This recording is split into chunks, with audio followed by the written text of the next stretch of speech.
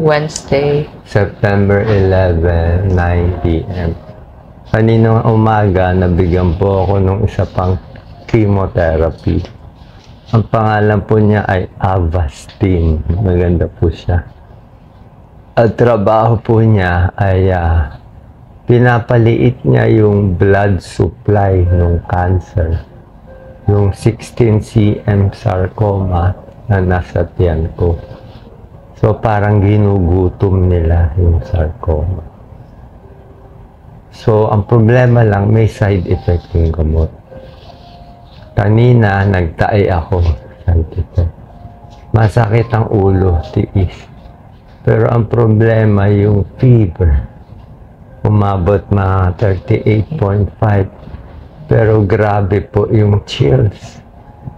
Yung chills kasi parang katapusan mo na yung chills. 4 na blanket na chills pa rin. Isa din nangyari sa akin, nag-umpisa po ako as 75 kilos. Ngayon ay palagay ko 66 kilos na lang ako. Kasi puro extravascular space of water. Ibig sabihin, yung tubig wala sa loob ng blood vessel, nasa paa, nasa hita yung manas. So kahapon, 4 na litrong tubig na nilabas ko. Ngayon, 3 litro. Bawas na manas ko dito, bawas na manas ko sa tiyan, maliit na yung bukol, bawas na yung manas ko sa hita, sa paa. Ngayon, ang manas ko na lang nasa paa at ankle. Ang problema pala, pag tinanggal mo lahat ng manas, tira na lang sa'yo, butot, balat. So, pag butot, balat ka, sobrang lamig.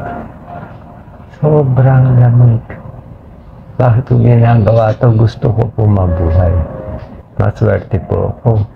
Nakapunta po ako dito sa Singapore. Pero lagi po ako nagigilty. Kasi ayoko, ako lang meron.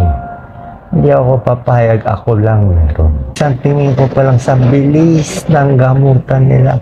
Ang bilis, speed, ang coordination, ang bilis. Grabe.